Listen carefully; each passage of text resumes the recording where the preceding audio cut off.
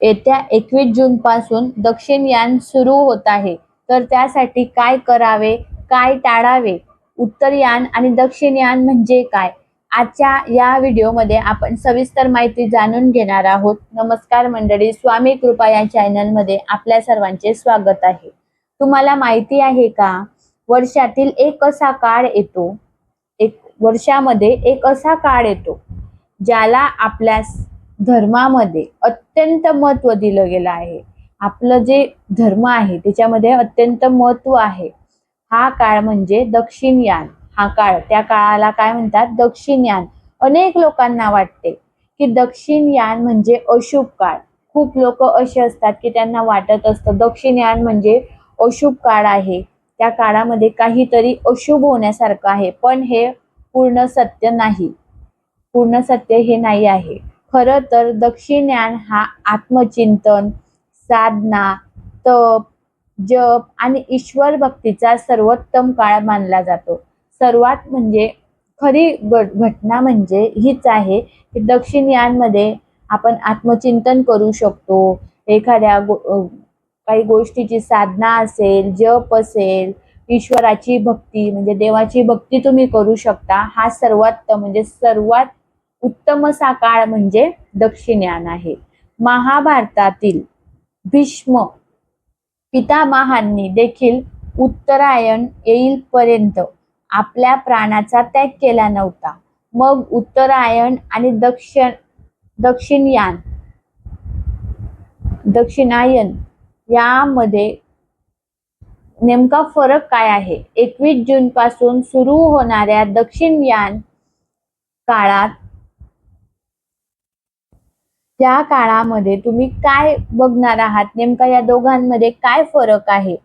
तर कोणती कामे आपण करावी, कोणती कामे आपण टाळावीत आणि या काळात केलेल्या एका छोट्याशा पुण्यकर्माचे किती मोठे फळ मिळते, आजचा हा व्हिडिओ तुमचे अनेक गैरसमज दूर करणार आहे. त्यामुळे हा व्हिडिओ शेवटपर्यंत नक्की पहा. नमस्कार.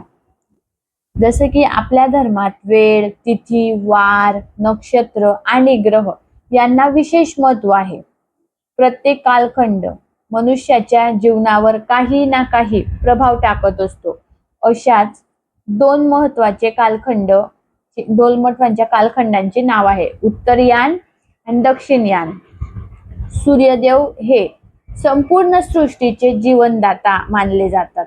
त्यांच्या गतीनुसार वर्षाचे 2 भाग केले जातात.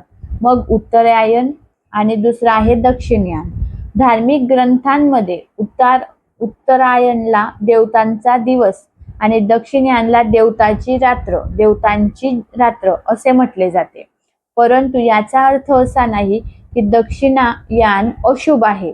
उलट हा काळ आध्यात्मिक प्रगतीसाठी अतिशय महत्त्वाचा आहे आणि अतिशय तो महत्त्वाचा मानला गेला आहे. आता मेन म्हणजे तुम्हाला प्रश्न पडला असेल, काय प्रश्न असेल तर तो आहे उत्तरयान आणि दक्षिणयान म्हणजे काय, बरोबर? तर सूर्य वर्षभर आकाशात भ्रमण करत असतो. जसं सूर्य आहे तो वर्षभर काय करतो? आकाशामध्ये भ्रमण करत असतो. पृथ्वीच्या परिभ्रमणामुळे आपल्याला सूर्याची दिशा बदलत असल्याचे दिसते. काय होतं ऍक्च्युली, सूर्य हा वर्षभर काय करतो? भ्रमण म्हणजे फिरत असतो, भ्रमण करत असतो. पण पृथ्वीच्या परिभ्रमणामुळे आपल्याला सूर्याची जी दिशा आहे ती बदलताना दिसत असते, बरोबर? जेव्हा सूर्य हा उत्तर दिशेकडे सरकत असल्याचे भासते, म्हणजे जेव्हा सूर्य हा उत्तर दिशेकडे जात असल्याचे जेव्हा आपल्याला समजतं, त्या 6 महिन्याच्या कालखंडाला काय म्हणतो आपण? उत्तरयान. ओके. त्या 6 महिन्याच्या म्हणजे जेव्हा सूर्य हा उजवीकडे म्हणजे उजवीकडे नाही, उत्तर दिशेकडे सरकत असताना त्या कालखंडाला आपण काय म्हणतो? उत्तरयान. आणि जेव्हा सूर्यच हा दक्षिण दिशेकडे सरकत असेल आणि ते आपल्याला दिसले आणि ते भासते, त्यावेळेस 6 महिन्याच्या त्या कालखंडाला आपण काय म्हणतो? दक्षिणयान. सर्वांना आता उत्तरयान आणि दक्षिणयान समजलंच असेल नक्कीच, आणि नाही समजलं असेल तर पुन्हा रिकॅप करा आणि नक्की पहा.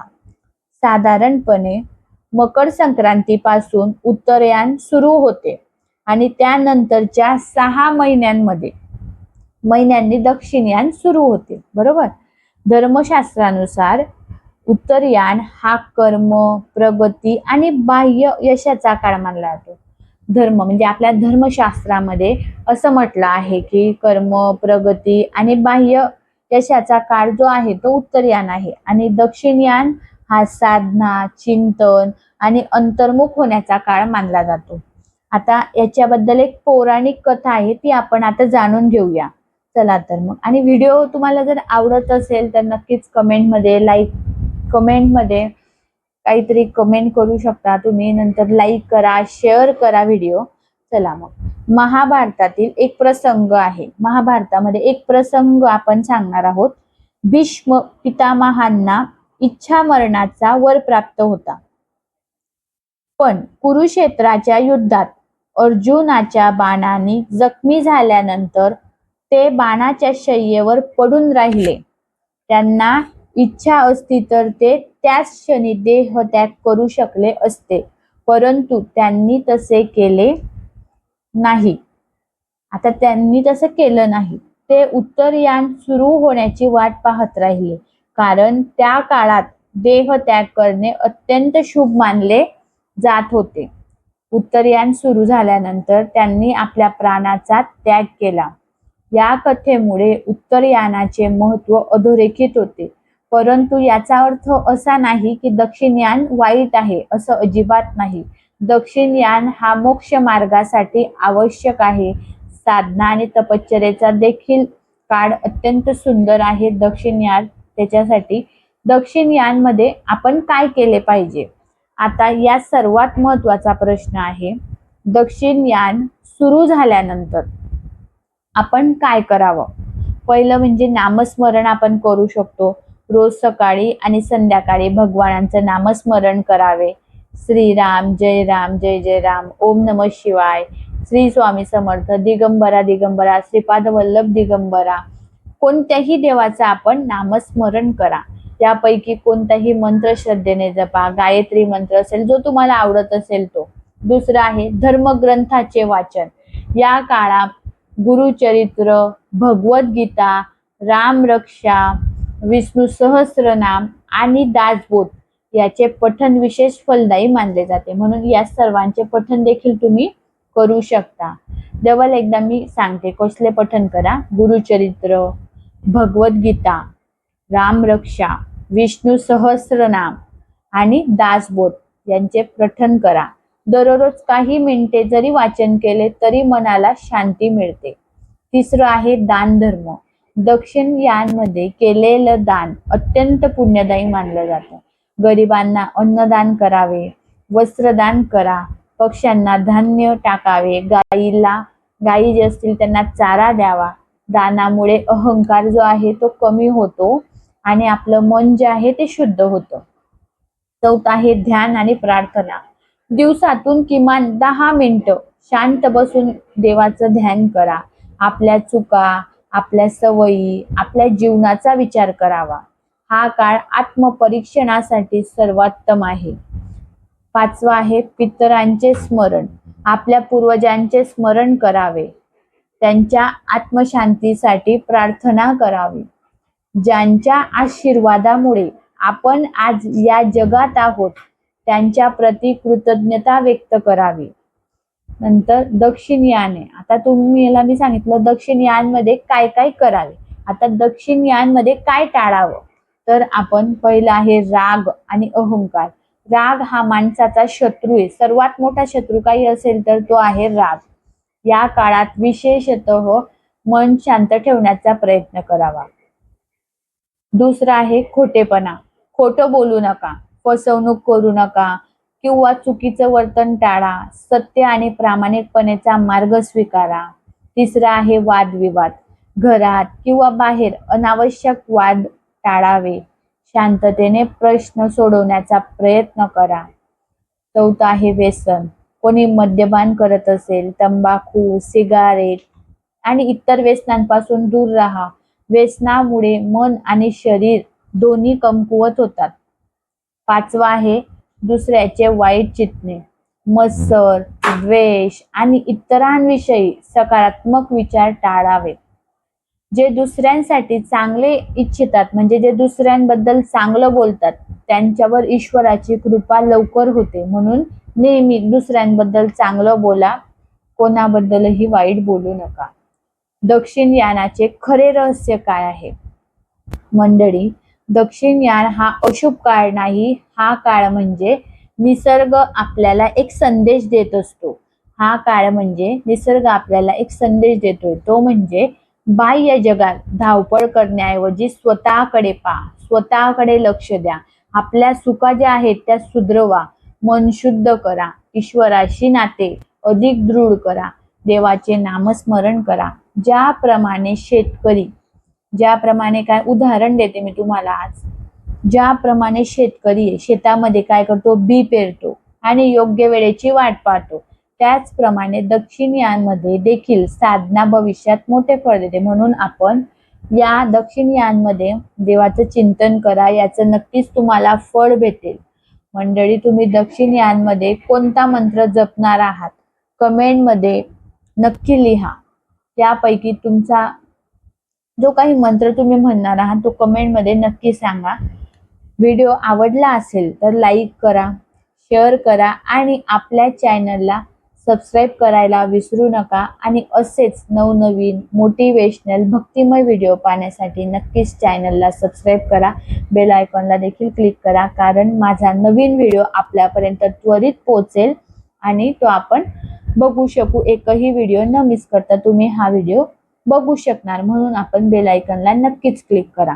दक्षिण यान हा अंधाराचा नाही तर आत्मज्ञानाचा प्रवास आहे. हा काळ आपल्याला संयम, श्रद्धा, भक्ती आणि आत्मपरीक्षण शिकवतो. या पवित्र काळात भगवान सूर्यनारायण, श्री विष्णू, महादेव आणि आपल्या कुलदेवतांची कृपा तुमच्यावर आणि तुमच्या संपूर्ण कुटुंबावर सदैव राहो. तुमच्या जीवनात सुख, शांती, आरोग्य आणि समृद्धी नांदो. पुन्हा भेटू अशाच एका नवीन आध्यात्मिक आणि ज्ञानवर्धक व्हिडिओमध्ये. तोपर्यंत जय श्रीराम, जय हर हर महादेव, जय श्री स्वामी समर्थ, जय जय रघुवीर समर्थ. पृथ्वीचं परिभ्रमण गतीमुळे आता तसंच पुढे एक मी नुसती क्लिप लावणार आहे. पृथ्वीच्या परिभ्रमण गतीमुळे 21 जून पासून सूर्य दक्षिणात प्रवेश करतो. या काळात दिवस हळूहळू लहान होतात आणि रात्री काय होता, रात्र जी असते ना ती मोठी होऊ लागते. हिंदू संस्कृतीनुसार, म्हणजे आपली जी हिंदू संस्कृती, या 6 महिन्याचा काळ हा अंतर्मुख होण्याचा आहे, आध्यात्मिक प्रगती करण्याचा, आरोग्याकडे लक्ष देण्याचा मानला गेला आहे. उत्तर यान आणि दक्षिण यान म्हणजे काय हे मी तुम्हाला सांगितलंच, पण 14 जानेवारी पासून ते 15 ते 16 जुलै या काळात सूर्य उत्तरेकडे सरकतो. म्हणून हा काळ ऊर्जेचा, वाढीचा आणि शुभ कार्यांचा मानला जातो. दक्षिण यान म्हणजे काय, 21 जून ते 14 जानेवारी या काळात सूर्य दक्षिणेकडे मार्गक्रमण करतो, याला दक्षिण यान म्हणतात. आध्यात्मिक भाषेत देवाची रात्र असेही म्हणतात. आध्यात्मिक साधना, दक्षिण यान हा काळ अंतर्मुख होण्यासाठी उत्तम मानला जातो. ध्यान, प्राणायाम, नामस्मरण यासारख्या गोष्टींवर भर द्यावा. व्रत, वैकल्य आणि उपवास. चातुर्मासाची सुरुवात या काळात होते, त्यामुळे उपवास, दान धर्म आणि शरीर शुद्धीच्या पद्धतीचा अवलंब करावा. आरोग्याची काळजी घ्या. पावसाळा आणि पुढील ऋतूंचा काळ असल्याने आरोग्याची विशेष काळजी घ्यावी. पचनास हलके व सात्विक अन्न खावे. काय टाळावे तर शुभ कार्य टाळावे. हिंदू मान्यतेनुसार या काळात नवीन व्यवसाय, लग्न, गृहप्रवेश, वास्तुशांती यासारखे मोठे शुभ कार्य करणे टाळले जातात. पण असं काही नाही आहे. तामसिक अन्न आणि आळस या काळात पचनशक्ती मंदावते, त्यामुळे जड, मांसाहारी, शिळं अन्न खाणे टाळावे. अतिरिक्त काम, शारीरिक, मानसिक ताण वाढेल अशी गोष्ट टाळाव्या आणि आराम, संयम राखण्यावर भर द्यावा. धन्यवाद.